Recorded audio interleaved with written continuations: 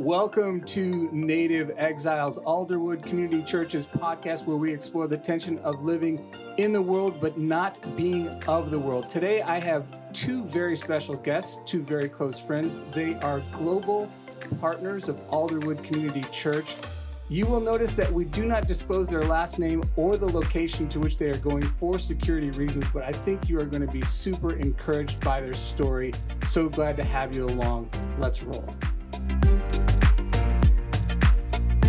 It is a real joy for me to be here with my good friends, Josiah and Sophia. They are longtime friends, and they are global partners of Alderwood Community Church, preparing on the road to embarking on a calling God's put on their life to go share the gospel cross-culturally with a group of people that might not have ever heard the gospel before, which is really exciting. So great to be here with both of you guys. You too. Thanks for having us. We're so glad to be here with you. You know, as I think about this issue, I think about it at kind of a bigger level, and reminds me of, actually, there's a documentary that's going to spring tomorrow on National Geographic. I can't wait to watch it, but it's a hard story about a man named John Chow. He actually was a missionary. He's from our home state here in Washington, and he was trying to reach, in 2018, the North Sentinelese tribe. It's one of the least known tribes on the face of the earth, very hostile. The Indian government, who oversees the Andaman Islands, doesn't even go to the island because it always ends in bloodshed. And this young man decided he was going to be the one to carry the gospel to them. He did make, several preparations. He did a lot of his homework, visited 3 or 4 times, had some pretty rough go of it, and in the end, he was ultimately killed. And I bring it up because it made international headlines. And what was most interesting to me about it is, of course, the secular media just blasted him. Who is this person? How dare he think he has the right to do this? But he also took a ton of flack from Christian missions leaders and a lot of people in the church. I had people approach me about it here at Alderwood, asking me about it. And so, it begs a lot of questions about missions. You guys have been called to reach a group of people that may not even want to hear the gospel. And so, let's start at a high level, and then we'll back off a little bit. I mean, how do you answer that question? How do you face that question of, we're going to people who might not even want to hear the gospel? That's great. I mean, just hearing the story of John Chow, people who are familiar with Jim Elliot even, a very similar story. He goes to the Auca people in Ecuador and is killed almost on the spot as soon as he arrives at that tribe after years of preparation. And this is 1956, I believe. So we're talking 70 years ago. Oh, yeah. Complete different response by the church and complete different response by the public. And so you see today there's been kind of a shift in thinking there. And as far as people who don't want to hear it, I mean, that's who we go to. You think of Acts 4, where the disciples answer to the Jewish leaders. We cannot help but to share what we have heard. Yeah. So that's kind of the same response for us. Yeah, I think of Paul's statement too in, I think it's 2 Corinthians, the love of Christ compels us. We value these cultures and these peoples, but Christ died for them. It's like we can't help ourselves. Right. And it is Christ's heart for the nations that we go to those who have not heard, that they might have the opportunity to repent and believe. He himself said he is the way, the truth, and the life. No one comes to the Father but through him. And it is his desire that we be his messengers of that good news. His desire that all come to repentance, as Peter says. So we feel compelled because of the love Christ has for lost people like us, whom he's found. And we want to share that. Let's back this up now. Let's talk about you two, about how, you guys grew up in families. Did your families lead you to this point? Talk a little bit about growing up in your homes, and how did you get to this point of having a desire to reach the nations? Josiah, what about you? I mean, yeah, I grew up in the Seattle area. I've been here for most of my life, and I've been here at Alderwood Community Church for, it's just hit 13 years now. And it's been a steady process. I never thought, though, as a kid, that I would be doing missions today. Never. And yet my parents and family had prepared me for that and built a foundation. So what we did is we would have these missionary biographies at meals. Yeah. And so one of the ones that I did was shared on Richard Wurmbrand in Romania, and talking about him being tortured for Christ and what it was like to be in prison for so many years. And we would all kind of share a biography one summer at dinner. So really helpful for us as kids to be thinking about that. I know Sophia has had some similar experiences having missionary biographies and even some people coming over. Yeah, for me, growing up in a Christian family, my parents were really intentional about having us children understand the needs globally. And I remember lots of evenings reading aloud biographies of people like Amy Carmichael going to India and Adoniram Judson going to Burma, and these people enduring hardship and persecution for the sake of sharing the good news. And I remember being pretty wowed by the stories as a kid, and also thinking the fact that that was a different century and those were different people. I would never do something like that. But that definitely started to change for me as I just realized how God uses weak people. I really have come to appreciate Paul's speaking in 2 Corinthians 12, where he talks about God telling him that his grace is sufficient for him, for his power is made perfect in weakness. And just really understanding that it is not my own strength or effort that is going to achieve these goals. It's God's grace working in me has made me more and more open to serving in a difficult context. That's so well said. I mean, a couple of things you say there just jump out at me. One is, I think a lot of people do characterize Christian missions as sort of presumptuous, but I think when you really get the heart of it and the challenge of it, it's only by the grace of God. We're not going because we're any better than anyone. We're going because we know we're broken and we have the good news. And then also, like, going back to the John Chow story, he was so criticized. One of the lead criticisms was that he hadn't prepared himself.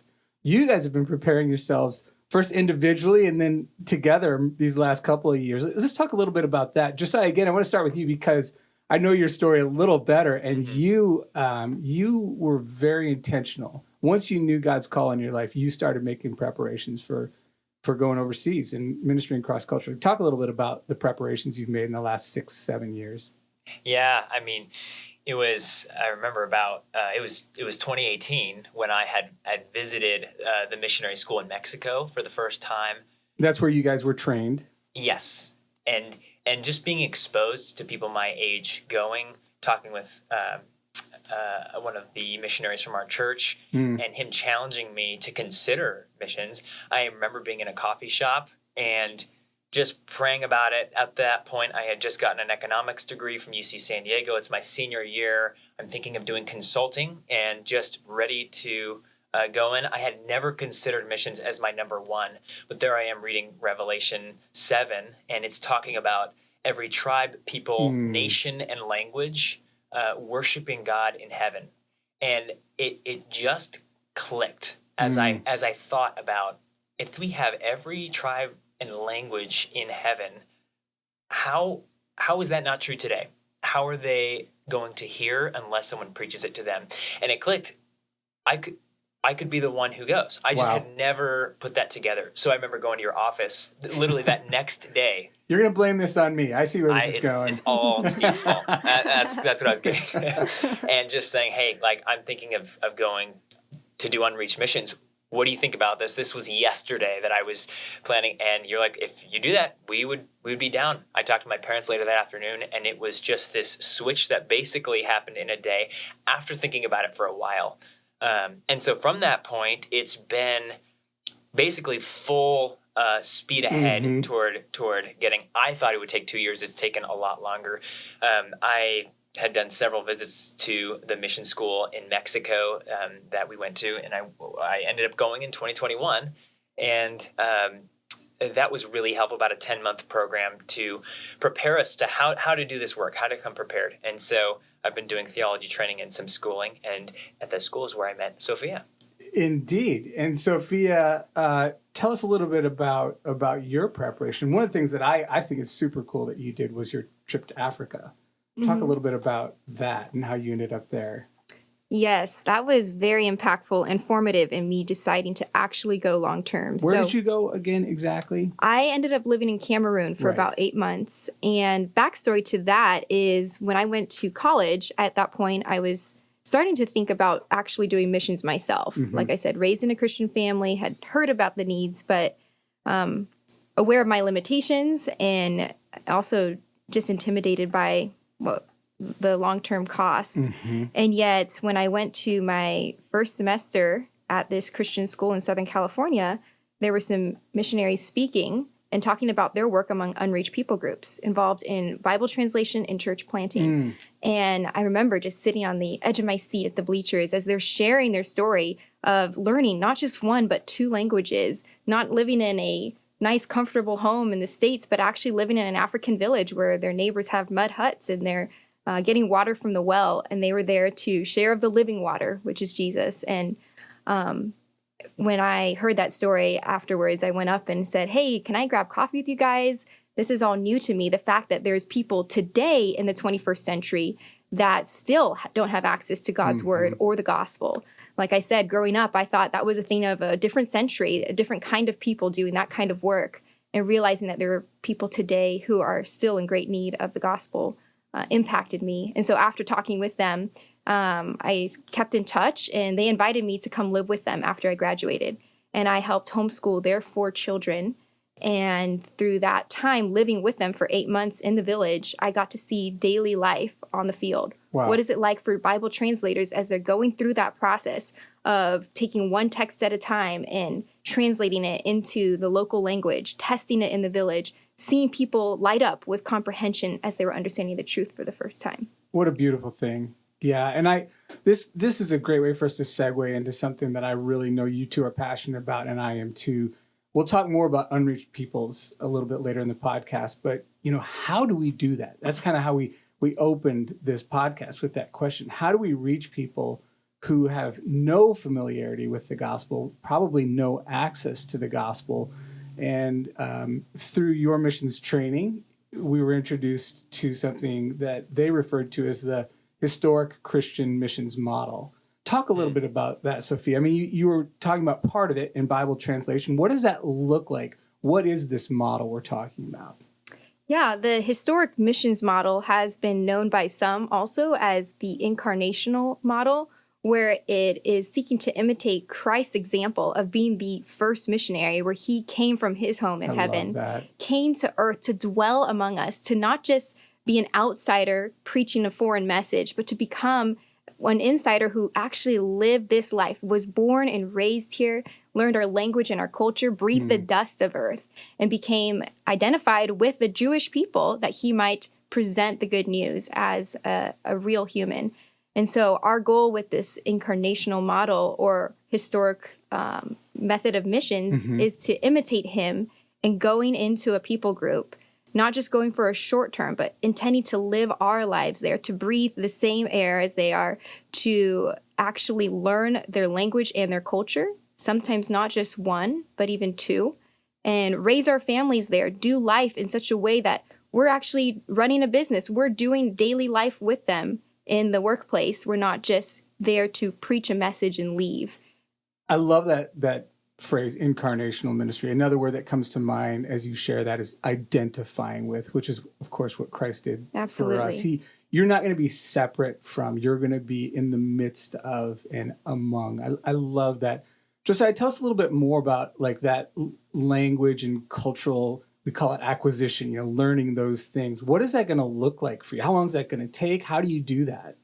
Yeah, it's definitely tied into this historic model. If you read some of the biographies of Adoniram Judson, who's considered the first American missionary, or John Peyton, or Amy Carmichael, Jim and Elizabeth Elliot, even, you see that they spent 2, 3, 4 years just in learning the language, and what they were preparing to do was to live among the people, like Sophia was saying. So that they could really speak their hard language. For us, that would look like spending about 2 to 3 years learning the first language, and that's the language that's spoken by the country. And then spending another 3 to 4 years to learn that next language. And it's not just language. That's one of the mistakes I think that we often see happen is people learn the language and it's divorced from the culture. Right. So you can learn it in a textbook, in a classroom, and completely miss out on what's happening. So one of the things they even recommended at our missionary training school is initially try to not get a car. Don't buy a car while you're there, because then you can hole up in your own culture, listen to your own music, and be shut off. Use public transportation. That way, the whole time you are identifying. Exactly. Yeah, no, it's so good. And I wanted to highlight it because I want people to know that it's a long process. And I also want people to know that a lot of missions efforts and strategies these days have gotten away from that model, trying to find kind of shortcuts or maybe farm out some of the hard work. And I'm all for time-saving methods, but I think to your point, Sophia, Jesus came in the flesh, lived and walked among us. And I think long-term fruit, and this has been proven in a lot of ways, is born out of that identifying, living among kind of approach. Let's talk a little bit about why it's so important from some other angles, like, getting an accurate Bible translation. I mean, if you're going to translate the Bible, you need to know that language inside and out. Why is that so important? Yeah, I mean, it's huge because one little error, even a word, can make the world of difference in true comprehension of the real message. An example of that is when I was living in Cameroon, they were in the process of just starting the translation of Genesis. And so I remember one lunchtime conversation where, I was teaching the kids, but during lunch getting to hear updates, and they were saying how they were trying to figure out a word for spirit. The Spirit of God was hovering over the surface of the deep, right? And so they selected a word that they agreed on with some of the native speakers. They're like, yeah, no, that's a great word for spirit. Go with that, okay? Then a few weeks later, they were testing that translation in the village and asking people comprehension questions. People started giving them reactions like, wow, no way. So he was like a real body that was floating over like a ghost human kind of creature. And they were like, wait a second, this is not what we want to communicate. This is not who God is. And if in the second verse of the Bible, you're getting wrong the very concept of who God is because of some baggage associated with a word, then you've got some problems if you're not going and doing that thorough work like these workers were, of testing the translation, coming back to the drawing board and reevaluating, okay, that word was not the one we need. Oh, there's a different word that doesn't have that connotation. Let's use that instead. And there's another danger that is really related to this, what we call syncretism. The idea that you may take on parts of the Christian truth, but you're going to mix it with maybe your local Hindu beliefs or your local Muslim beliefs or your local Buddhist beliefs. And it kind of just becomes one lump, belief system. Yeah. Talk about that a little bit, Josiah, the importance of presenting clearly and accurately the gospel message in the context of other religions that might seek to just make Christianity one more thing. Yeah, that's great. I mean, it's really relatable to the people that we are going to. I just did a research project on what they believe, and it's a mix of what's called folk Islam, but they also believe in reincarnation. So they've kind of taken some elements from Hinduism. They've kind of taken some elements from Islam. And when they hear the Christian message, they'll hear Jesus. They're like, oh, we already know Jesus. He's the prophet, and he was a man. And there you have it already. If we haven't done a clear job, they're going to leave thinking that Jesus was just man, not God, because they have the Quran that's telling them that. So we want to make sure we're clear so that they understand this is different than what you're believing here. Really, really well said. And I just want our folks to hear this and realize this is really, really hard work, but super important. I mean, there's a ton of biblical examples of this. I was just recently reading through the book of Daniel, where Daniel, Shadrach, Meshach, and Abednego, are these incredible witnesses to the living God in the Babylonian culture. And it actually tells us that God supernaturally gave them an understanding of the literature and the wisdom of the Babylonians. In order for them to minister in relevant ways and make the truth clear, they had to have that knowledge. Paul says, I've become all things to all men, not meaning I agree with everybody, but I learned the cross-cultural pitfalls that get in the way of people understanding the gospel. So there's a ton of examples we could think of. This is great stuff. And you guys, I appreciate you just setting up for us a small glimpse into what difficult but rewarding work this is. Let's take a break and let's come back and talk about then, who are we targeting? Who are we going after? Who are these millions, no billions of people who haven't yet heard?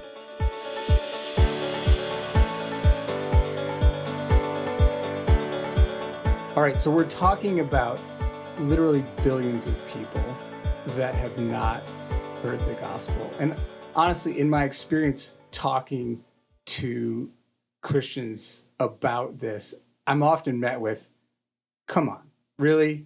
Like billions? I'm not so sure about billions. So, and this is a daunting number. And we're also throwing around some phrases maybe that people aren't familiar with: unengaged people groups, unreached people groups. Define for us, before we get to the numbers, define those terms for me, for our audience. What are unreached people groups? What are unengaged people groups? Yeah, great questions. It might be helpful to even just start with people groups to begin with. So people groups are a way that they divide different people who speak a language, have a shared culture, and a shared identity in all these different ways that enables them to have fewer barriers when it comes to sharing the gospel. So a people group, in today's estimations, some people say there's 17,000 distinct people groups, where we would think of those as little subcultures and communities that understand each other well. So an unreached people group refers specifically to those groups that don't have any gospel access, where there are no actual Christians living around who can evangelize the rest of that group unless outside help comes in. So there's no church there, there's no Bible. And unless people from the outside come in to share the good news with them, they're not going to hear. And do the hard work of translating a Bible and learning a culture, like you Right. said earlier. So just to clarify, when we're talking about people groups, we're not obviously talking about like geopolitical countries on a map. If I remember right, I think there's like 212 or something countries on the globe in my office, you know. But when we're talking thousands and thousands of people groups, we're talking different languages, cultures, and regions. Okay, and you're saying the unreached are those that don't have access to the gospel, or very little access. That's right. Yep. So some today calculate that number as being 2% of the population or less being Christ followers. Okay. In that there might be a couple Christians there, but they're not a big enough presence such that they can have a viable means of reaching the community around them with the gospel. And this just points to another thing that I run into a lot in talking to folks about this task we have to reach the world with the gospel. They'll say to me, like, why are we going to all these far-flung places in the world when we have so many needs here? And what you just said, I think, speaks to that really well. We're talking about people like on my cul-de-sac, you know, even if I wasn't there to talk to my neighbors whom I know and love very much about Jesus, they could turn on the TV or the radio, or they're going to see billboards. There's a church on many corners, and they're going to have access to the gospel. We're talking about places where that just plain doesn't exist, not even a Bible.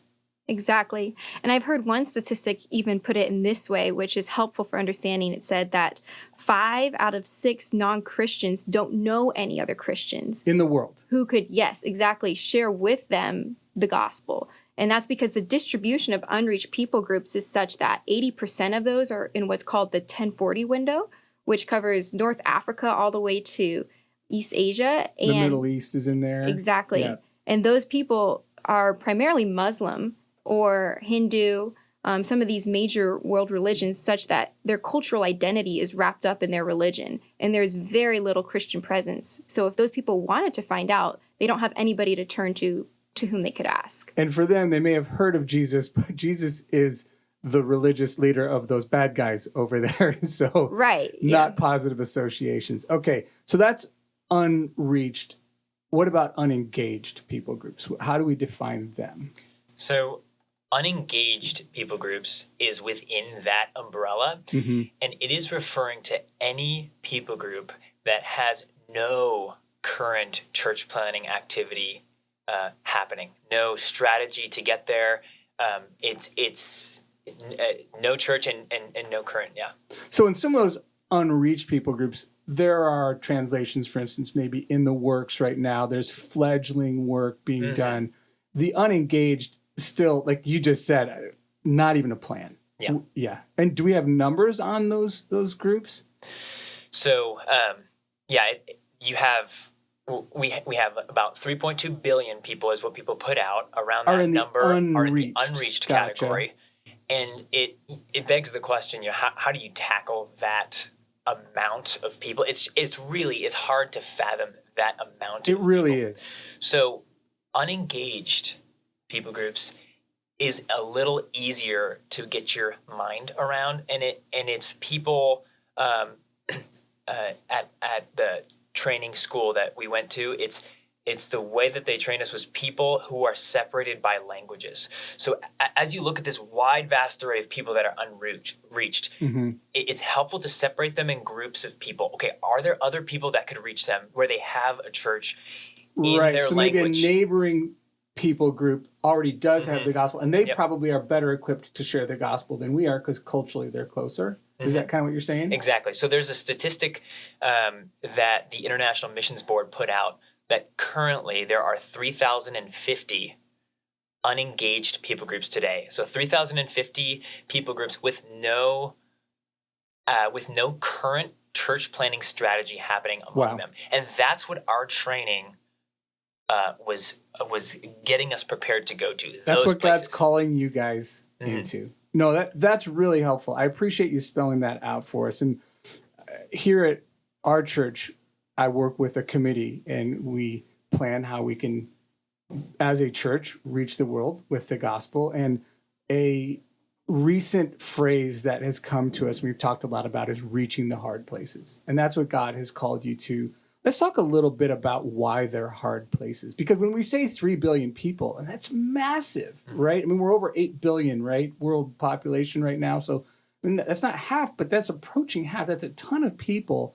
Why? Like 200 years into the modern Christian missions movement, how is that possible that we still have 3 billion people? Why are these places and people groups still unreached? How can that be? So what's interesting is in the early church, they thought a lot of this was met already, and they wouldn't have even thought of the Great Commission from Matthew 28 as a great commission to go to the ends of the earth. They were thinking it more as just an explanation of the Trinity. It wasn't really until the 1800s in missions history where people started realizing, wait a second, that the Greek word for peoples, when Jesus says, go and make disciples of all nations, that word nations is people groups, ethnos. And so the understanding in the 1800s and 1900s of going to those people groups has been actually pretty recent. And so instead of just going to the nation, you have Hudson Taylor going to China as a nation. It's gotten more and more specific into people separated by language, culture, etc. So it's been in the last 50 years, I think, that people have been aiming toward that. So that's why I think you see so many of those groups today, whereas every single country in the world today has a believer. And they also are those hard places. Let's talk a little bit about that. I mean, define hard places. Why are they hard?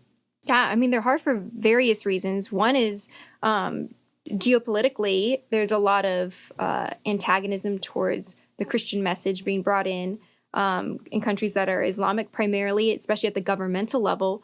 It is illegal to proselytize Muslims, especially if they convert to Christianity. There's a huge cost for those people. Often a capital offense. Exactly. Right? You're going to lose your life if you convert. Right. So that's one barrier. Another is just living conditions are difficult. Often these are places with fewer resources. Some of these places, like the people group in Africa that I was among, they had very little electricity. They got water from a well. It's not easy to live in those places, let alone do progressive work of sharing the gospel. You're just trying to live your daily life. And so getting to those places requires training and preparation to a greater degree than if you were going to another first world country. And they may just be downright inhospitable toward you, right? At the very least, you're unfamiliar. At the worst, you're an enemy. You're a threat. So, Right. Some of these places, certainly not all, but some of these places and people groups, people are going at the risk of their lives or their safety. So, that's another thing. In fact, to that point, I often say this to a larger group of people when the challenge goes out, to reach the world, the whole world with the whole gospel. And I really believe this. I don't mean to just say it for shock value. It's not that younger people aren't willing to go. I mean, look at you guys. You're in the prime of your life, just got married, and here you are. God's called you, and you're taking up that call. It's parents that I find are actually the biggest obstacle because, wait, I want to have my grandkids around and watch them grow up. You're here to, give me a nice retirement. And so I think that's one of the challenges. It's a hard challenge to recognize. It's a dangerous thing, and it's going to mean years away from your family and from your, comfort zone. So really respect and appreciate you guys being willing to take up this call. Let me ask you one other hard question, and I think this comes out with the John Chow thing that we mentioned at the top. It comes up a lot in conversations I have with people, Christians and non-Christians. How can we reach an unreached culture with the gospel without sacrificing or giving credence or dignity to their culture? How do we do it without stealing their culture? That's a great question, and I think that question stems from a list of past offenses where that hasn't been done well. Mm-hmm. And colonialism, people think a lot of that, and we've had family members who have asked us about that. How is this any different than imperialism or whatever else? We've heard comments, and I think it's really we recognize that God has created these people, and their culture is part of that. Some things are good, some things are bad, just like in our culture. Right. We're not seeking to change their culture to be like our culture, because ours has some pretty significant plenty of flaws. We are trying to get their culture to be redeemed and follow what the word says about that. And to preserve many aspects of their culture that are good. So one of the things that we look forward to is one day getting to worship in another language with these people who are using their same musical traditions and ways of playing music, such as in Africa, there was always a drum beating in the background. Oh, and the trilling. Exactly. The trilling. I love worshiping with my brothers and sisters in Africa. Me too. Yeah. And it's just so neat to see them bring these great and good God-given aspects of their culture to the Christian practice. Well said. Yeah, the Bible, God's word transcends culture. And I love what you brought up earlier, Josiah, that vision in Revelation 7. I think it's, again, maybe in Revelation 12, where we see this picture, this ultimate end of every tribe, tongue, and nation praising Jesus for his great love and sacrifice. And I mean, if we're going to be singing and praising in different tongues from different tribes, God loves cultures. Yeah. He values. So I think you were getting at that, Sophia. Last couple of questions. I know you can't talk super in depth about this, but this is a process. You've presented to me, the phases that you're going to go through, and we've already talked about this. This takes time. What are the 3 phases of your ministry? Yeah, the 3 phases, in short, are learning the national language, learning the indigenous language, language, and then planting a church. And within those phases are several steps. And guess which phase we're at right now? 0. We haven't done anything yet. -1. Yeah, we have no experience actually starting this, although Sophia has had a little bit of time in Cameroon. And you've been well trained. You've taken Yes. time to learn skills. Which, Lord willing, will keep us there long term. So Yeah, well But said. right now, what we're doing is we're preparing. We're taking seminary classes. We are raising support, a team of ministry partners to help send us. We've already done the language school. We've I'm sorry, the missionary training school in To Mexico. help you acquire the language. Yeah, we're doing agency orientations. We're going to get our motorcycle license. I mean, those things right now. And then next year in the summer, it's going to be the one-way ticket to Love that. the country. Yeah, Love and that. that's really where phase 1 starts. Yeah, and we're excited because the phase 1 is where we get to actually learn the national language. That's the language that, okay, there's a lot of different languages spoken. Like in Cameroon, there were 200-something languages spoken in that one tiny country. Right. And so they had a common language, their trade language, which was French. And that was spoken in the marketplace where people from different ethnic groups could buy and sell. Right. And that's necessary for us to get a business visa, which is going to be a crucial part of our ministry. Yeah, talk about that, because all the way through these phases, you're going to be doing business as well. Yes. So what's distinct from some missions models that incorporate business is we are not doing this as just a tack on to our ministry effort. We're really seeking to live our lives and get to know people through this business, being an integral part of the way we interact with the culture. We employ people. We get to know their families. When something comes up with a business partner, we'll be those people that we get to help take their family member to the hospital or get to help with their child getting into a school. So our goal is to be able to use business as a means to bless the people throughout the entire process that we're there.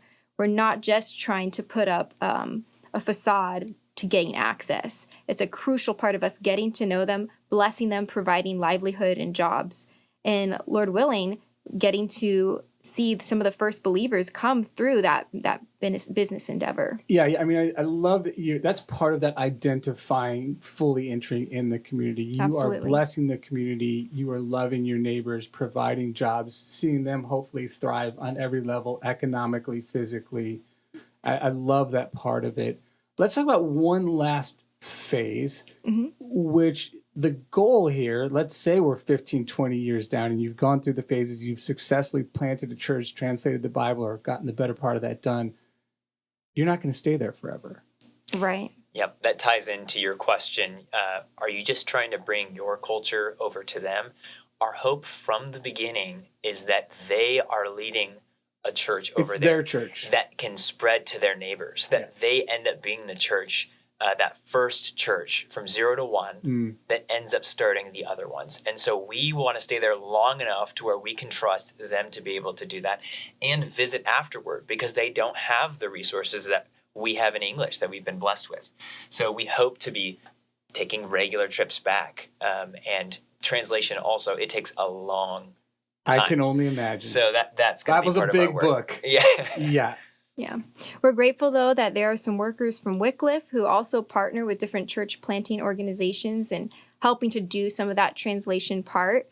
And again, this is in the final second tribal language context. And so after learning the national language, that's the first phase. Second phase is another 3 to 4 years of actually acquiring that second language, using the national language as a bridge. Right. And it's at the very end of that where we get to see this vision start to come to fruition, which is sharing the gospel in that language too removed from our own through business work that hopefully will allow us to in phase 3, see a healthy church established that can plant other churches. That's a great vision, and just so appreciate, again, your willingness to enter into this call God's put in your life. I can hear some people at this point might be going, well, actually, this sounds really cool. You know, this sounds like a great adventure, and I think it will be. I think it'll be an amazing adventure for both of you. But again, make no mistake about it. It's going to be hard. It's going to be long. You're going to feel lonely. I know you have a team there that you're working with, but you don't have a lot of the creature comforts of home. You are certainly not in a culture where you're at home. You're going to hopefully increasingly feel at home in that culture. So knowing that you're going into something that will be adventurous, but probably very, very hard, how can we, as your brothers and sisters in Christ who love and care about you and deeply want to partner with you, how can we do that in meaningful ways? Let's close on that question. One of the things that's the hardest when you're over there is you're not going to church like you would here. I mean, you are starting the first church. You don't really think through that unless you're in that situation and everyone around you is not a believer. But it's not like you can go to the next city over and go to church and then come back in. We're going to be watching video sermons and things like that, and we'll do what we can and be meeting with our team to have a little time of worship. But the amount of loneliness and spiritual hardship is big. Yeah. The enemy does not want us to do this work. And so what's really helpful for us is having people that we know without us initiating, that they're going to reach out to us. How are you doing? How's your walk with the Lord going? How's your marriage going? Those questions where people just kind of assume, oh, they're missionaries, they have it figured out. We want people to ask us those questions because sometimes we don't have it figured out and we do need help. So one of those things we're thinking about is like some type of care team that would be dedicated toward reaching out to us. And that's one of the big things I think I've thought of. Absolutely. And then with that goes prayer, of course. And I think specific prayer for the people we're going to. These are again, people who have been entrenched in false religions for centuries. And it is only by the power of God that they're going to have their eyes opened. And so the more we learn about the group we're going to, the more we see our own weaknesses. We are just so desperate to have people back home lifting us up in prayer, for that's the means through which God allows his people back home to play an integral part on the front lines. Yeah, at the risk of sounding like we're grossly oversimplifying things, prayer is the historic Christian missions model. Because at the end of the day, no model, no outstanding language or cultural acquisition, no perfect Bible translation is going to bring people to the heart change of meeting their Savior Jesus and having their lives made new. And what an exciting adventure and call you guys have. We are truly honored to partner with you. Thank you so much, both of you, for taking the time to share some of your story and some of this incredible road you have in front of you. Really love and appreciate you both. It's our joy. Yeah, thank you. Thanks for joining us on this episode of Native Exiles. I so enjoyed sharing the story of my good friends Josiah and Sophia, and I hope each of you knows that while missionaries are not superheroes, these are two people who have been willing to follow Jesus and take up his bold call to share the good news with the whole world. If you'd like to know more about some of Alderwood's global partners, I'd love to encourage you to visit our website at alderwood.cc/missions. Find out more about Josiah and Sophia and other folks that we work with who are doing this incredible work all over the world. We'll look forward to seeing you next time on Native Exiles.